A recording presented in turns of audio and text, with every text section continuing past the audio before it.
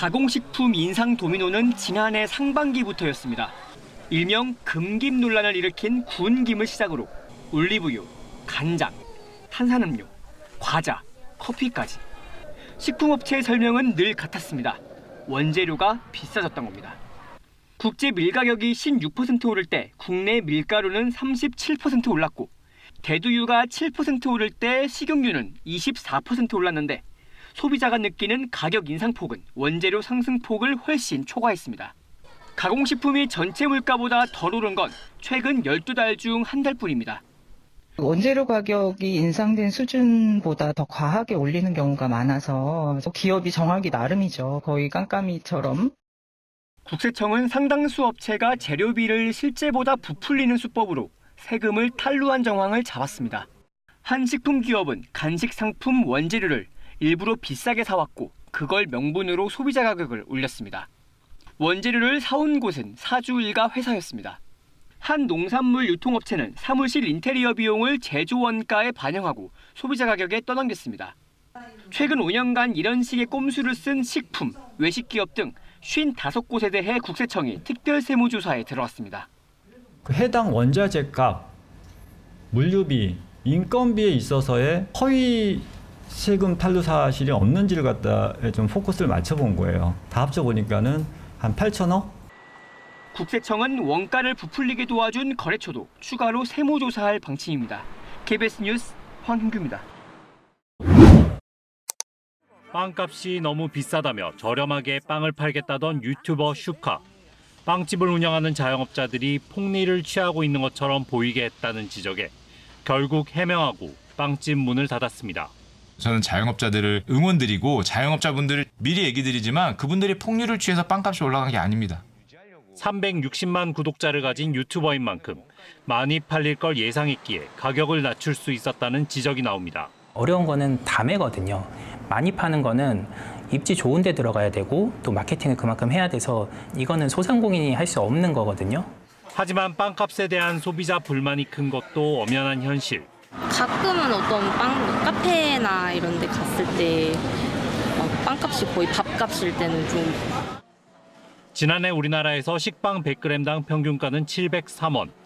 일본, 영국은 물론 미국, 호주, 프랑스보다도 비쌉니다. 밀가루, 설탕, 계란, 우유 등 주재료의 원가가 모두 상승하는 게 주 원인으로 꼽힙니다. 여기에 비싼 상가 임대료와 인건비도 부담입니다. 더욱이 빵이 간식으로 소비되며 과시형 소비로 이어지는 현상도 빵값 상승을 부추기고 있습니다. 국내 소비자들은 빵을 구매하시는 데 있어서 그 맛 요인을 가장 중요하게 생각하십니다. 네, 특히나 디저트용 빵을 구매하실 때는 맛을 가장 중요하게 생각을 하시고 이에 업계에선 생산비 절감을 위해 원재료 공동구매 움직임이 일고 있습니다.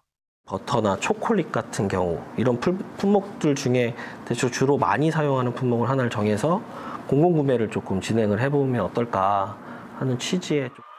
또 원재료의 유통구조를 개선하기 위해선 정부 차원의 대책이 필요하다는 목소리도 나오고 있습니다. KBS 뉴스 성민수입니다.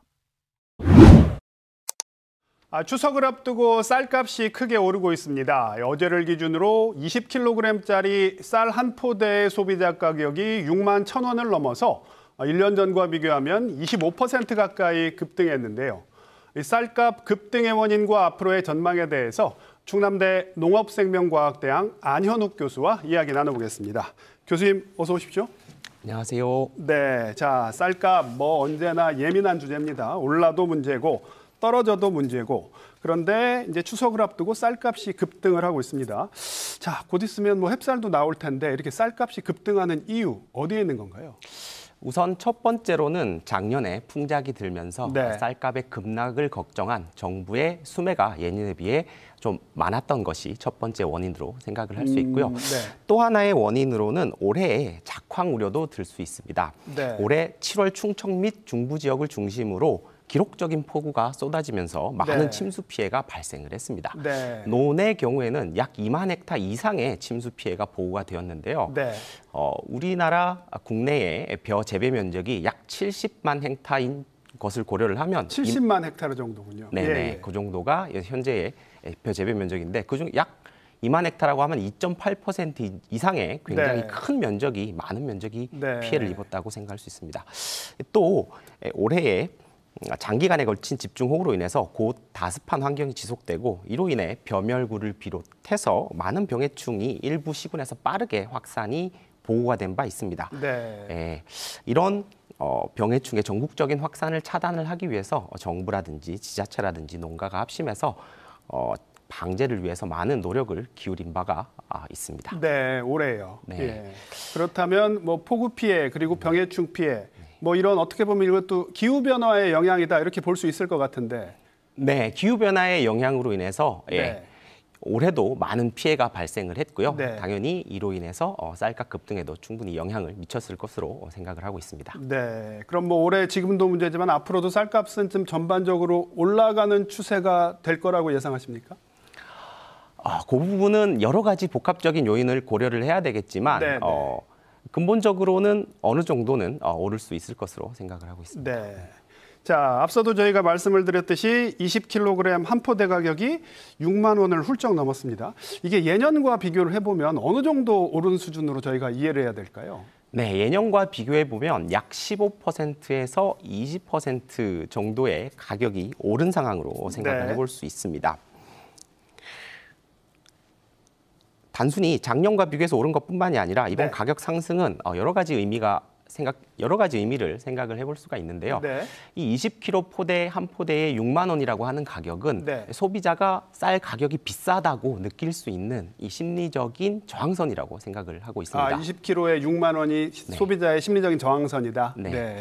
그때 이후로 지금 6만 원을 넘어선 상황이기 때문에 네, 소비자들이 네. 밥상 물가에 대해서 위기감을 느끼고 불안감이 커질 수 있는 신호로 생각을 해볼 수가 있고요. 네. 또 하나는 이 쌀의 가격이 단순히 밥으로만 소비되는 것뿐만이 아니라 그렇죠. 많은 그 가공식품, 예를 들면 떡이라든지 네. 뭐 막걸리라든지 아니면 네. 과자라든지 이런 가공식품들의 원료로도 사용되고 있기 때문에 네. 쌀 가격이 오르면 당연히 이런 가공식품들의 가격도 덩달아서 네. 오를 위험이 있습니다. 네. 따라서 소비자들의 체험 물가가 역시 또 오를 수도 있을 걸로 생각이 듭니다. 네, 단순히 뭐 저희가 식당에서 먹는 공깃밥뿐만 아니라 쌀로 만드는 가공식품 전반이 다 오를 수 있다 이 얘기시군요. 네, 그렇습니다. 네.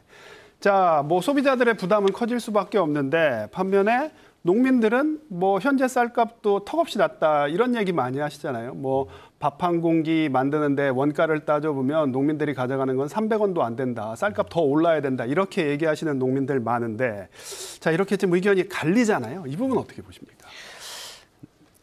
네, 가장 중요한 이유로는 우리 쌀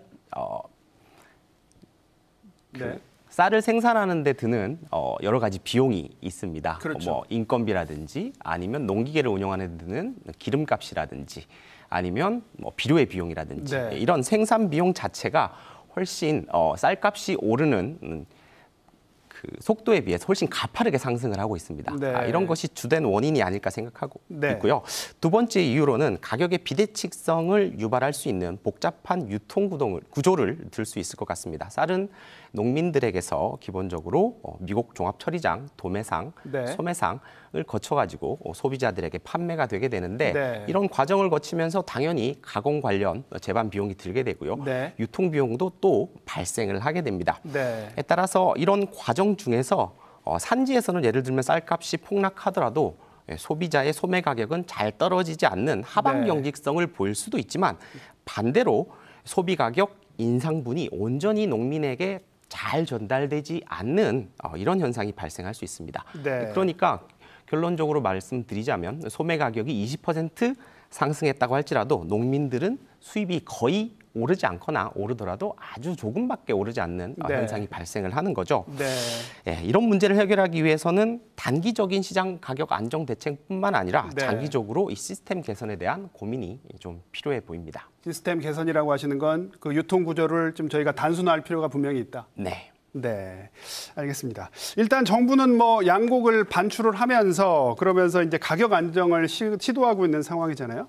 근데 이런 상황에서 여러 전문가들은 야, 정부가 이렇게 섣불리 풀다가는 쌀값이 더 널뛰게 할 수 있다. 이런 우려 표명하시는 분도 많이 있으시더라고요. 교수님 어떻게 보십니까?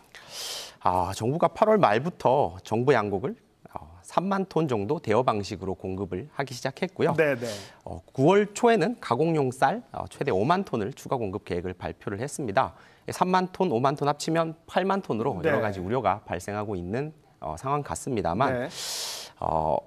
그래도 이 중에서 5만 톤은 가공용 쌀이고요. 네, 따라서 이 조치 자체가 추가적인 가격 급등을 억제하는 효과는 있을 수 있겠지만 네. 당장 가격이 급락한다거나 이런 네. 현상을 일으키기에는 그렇게까지 크지 않을 걸로 생각이 듭니다. 제한적일 걸로 보이고요. 따라서 햅쌀이 본격 출하하는 10월경 정도까지는 높은 가격이 어느 정도 유지될 걸로 예상이 되고 있습니다. 정부의 조치가 뭐 쌀값을 이렇게 급등락을 초래할 정도는 아닐 것 같다. 네. 자, 뭐 지금 햅쌀 얘기해 주셨는데 마지막 질문 드릴게요. 한 달 뒤면 이제 햅쌀이 나오잖아요. 그러면 쌀값 어떻게 될 거로 보십니까?